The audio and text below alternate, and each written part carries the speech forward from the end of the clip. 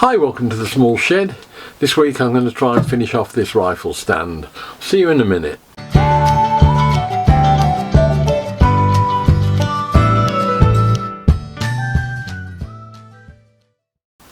Now, a couple of weeks ago I got this rifle stand to a point where it was the right size and shape and everything, but now it needs finessing, getting all the paint off it, the primer, getting it back to bare wood, staining it, and generally making it a working proposition. So let's get started on it and take it to bits again.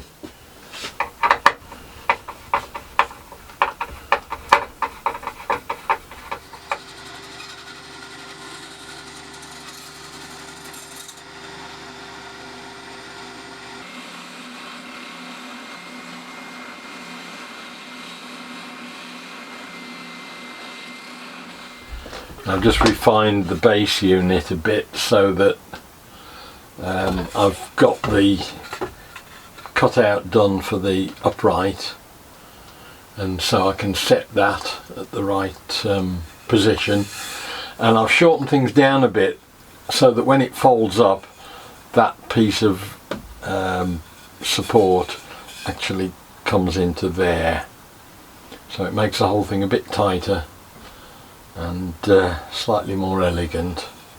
So I'm going to just copy that now onto the other piece.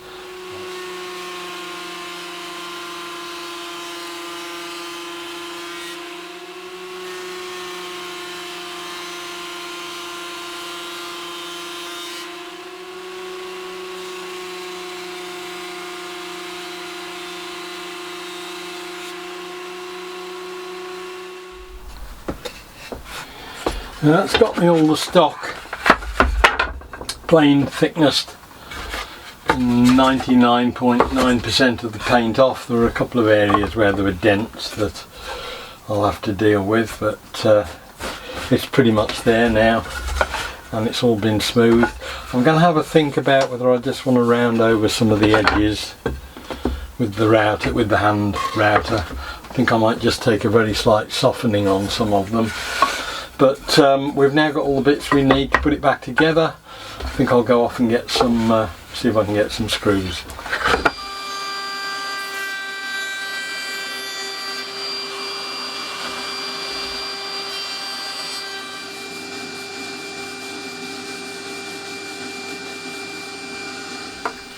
I think the brass screws have arrived. I did try and find some old slotted screws down at Men in Sheds, but I think they've had a clear out and junked them all, which sort of makes sense, but as ever with these things, you want them the week after you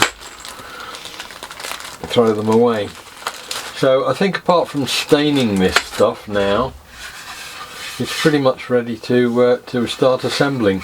There's a few odd holes here and there that could do with stopping, I suppose, but I'm not too worried in that in some ways I want this thing to have a bit of an antique feel, as if it's had a bit of a hard life, and the odd hole here and there I'm not too worried about, I don't think.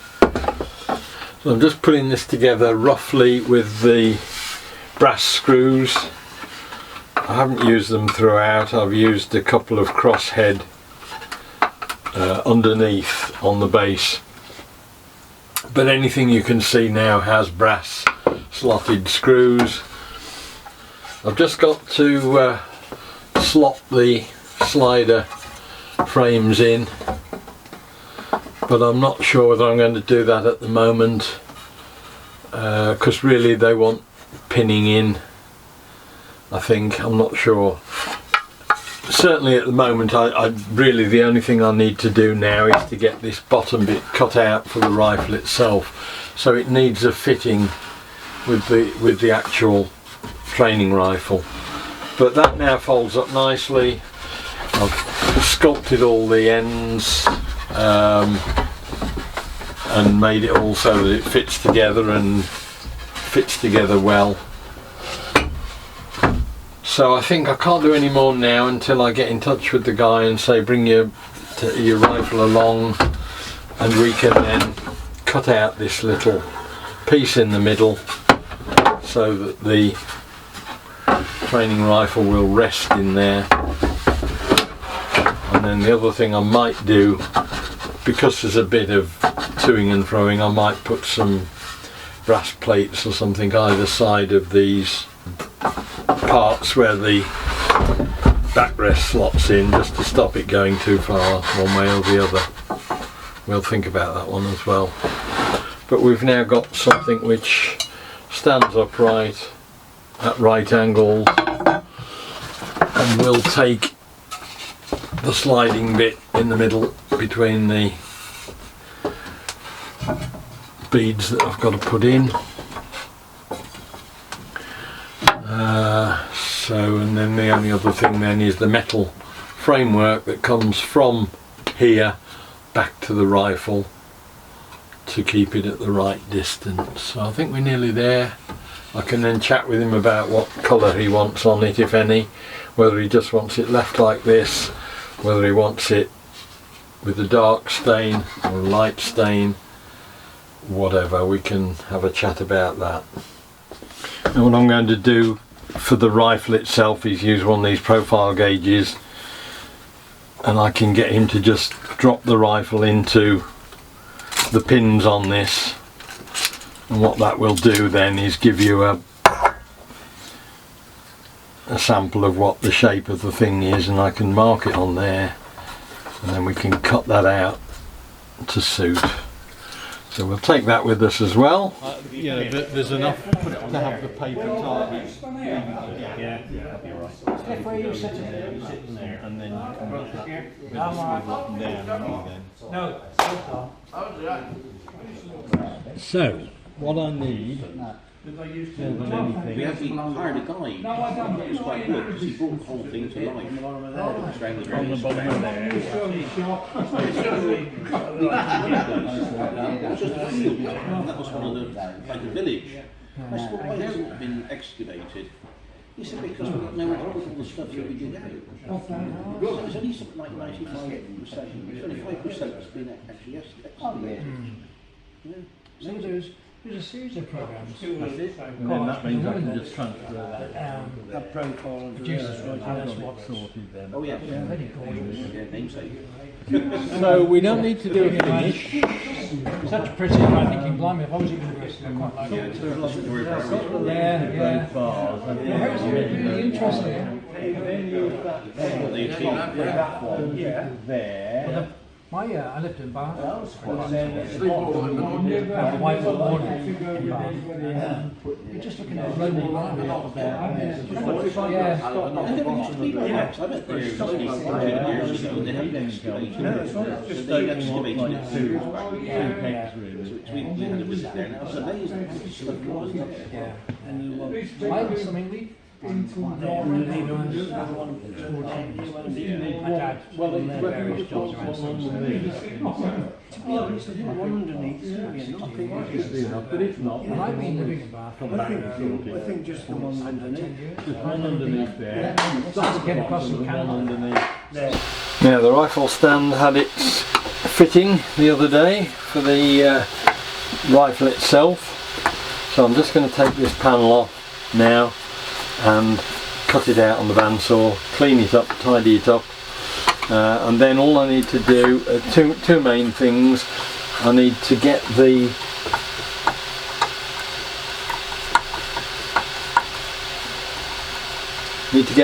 metal rods for that hook onto the rifle itself. So I need some, I think it's between 4 and 6 millimeter bar, and sort out a means of attaching it in the right way so it'll pivot to this slide here. And I've got to actually sort out the proper ironmongery for all of the joints. But apart from that, because the guy is going to finish it himself in terms of putting linseed oil on it, I think I'm pretty much done. So we'll just get this bit cut out, tidied up, and then we can go round, screw on the battens. I'll screw 2 of the battens on and leave the other 2 loose for him to pin on afterwards. And I've got to put the pins on for the targets themselves, and probably a means of attaching them at the bottom. There's 2 pins with punch holes in at the top, probably just a couple like bulldog clips at the bottom. So we're nearly there.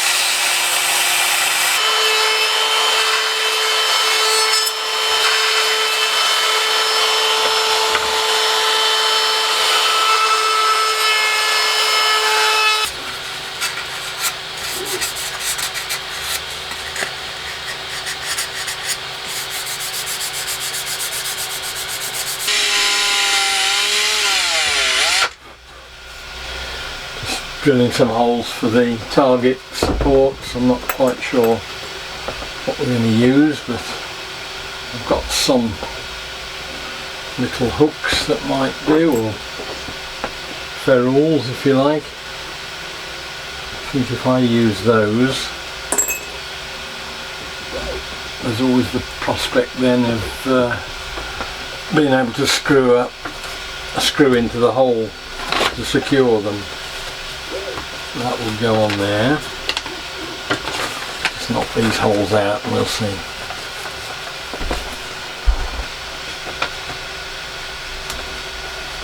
So that will just hook on there. So all I need now is something to just hold the bottom, a pair of catches of some sort or spring clips just to hold that. Now the steel bar looks like it's arrived for the Swift rifle stand. Unfortunately it looks like it's had a bit of a fraught journey, but hopefully we can straighten that out once we get it unwrapped.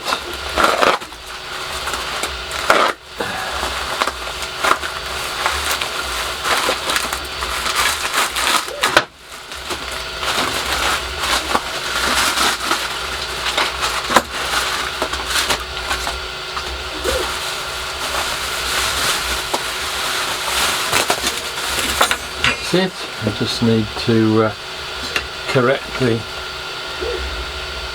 bend. Not that it matters that much, but it would be nice to get it vaguely straight.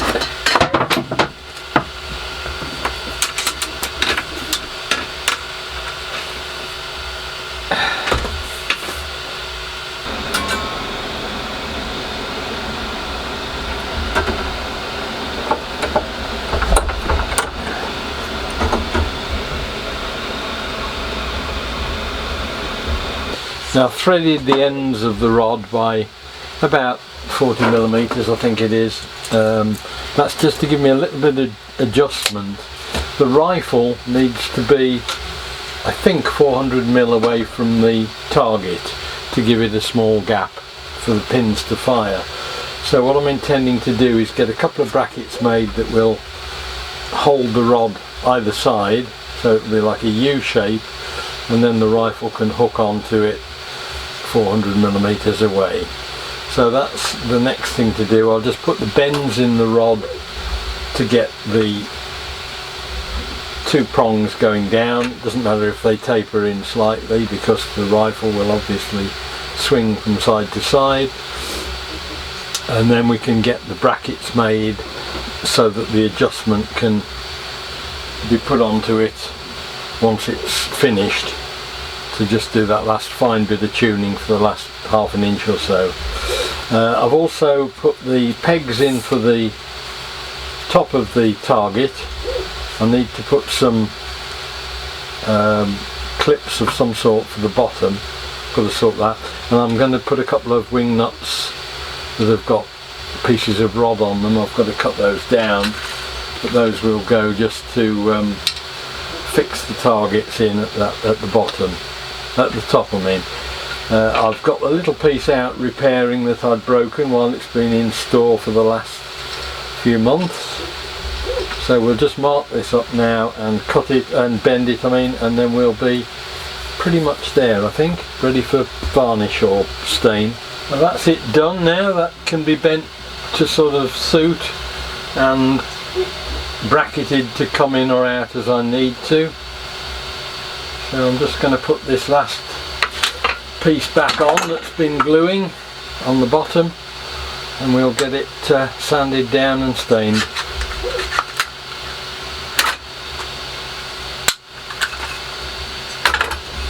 Just going to darken this wood down a bit now. I'm going to use a wood dye rather than a stain, because most of the stains nowadays are more like a paint, I find, whereas this Liberon wood spirit wood dye, or it's a dye rather than a stain. It soaks in and leaves the grain showing. So we'll just give this a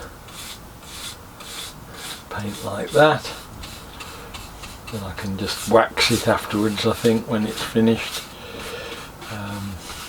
As I say, it brings out the grain and it looks a bit more authentic, because you didn't get a fat lot of modern paint in the 1940s.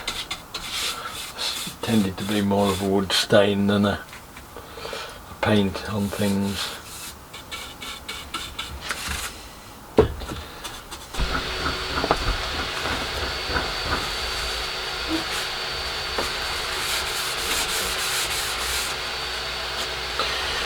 Right, I've just given it the woodwork a coat of teak oil, and I'm just giving it a bit of wax on top of that now.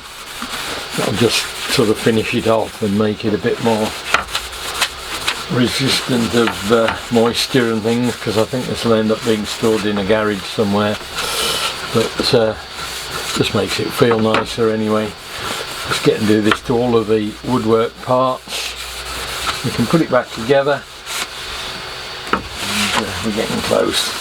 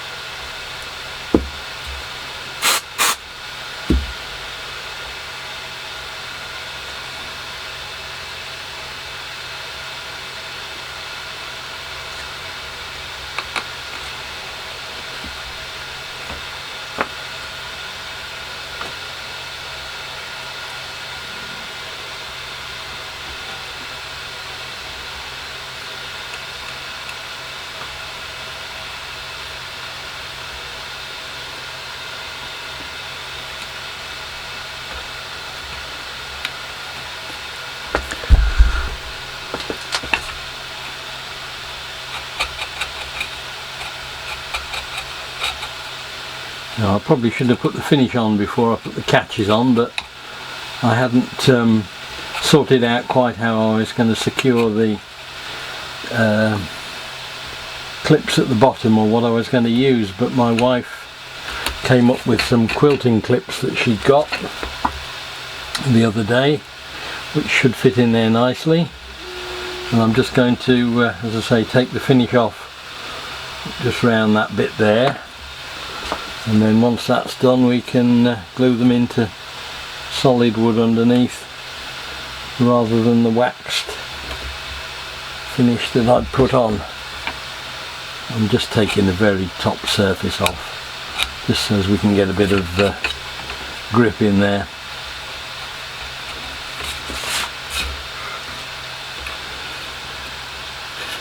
Nearly there.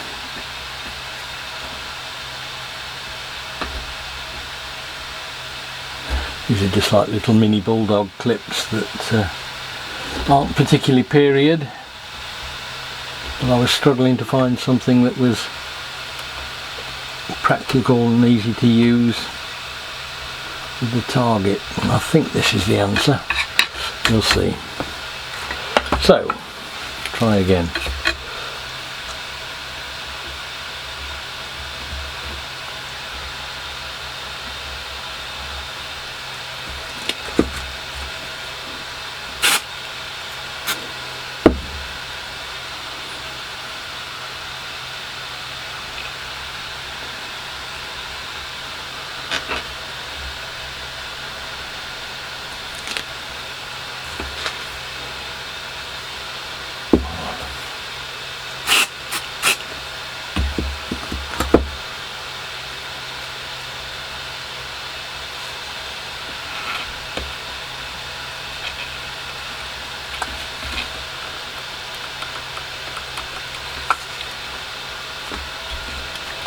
Right, the theory is now that you can take your target with its pins in it, hook them over that, open these up and pull it tight, and that should just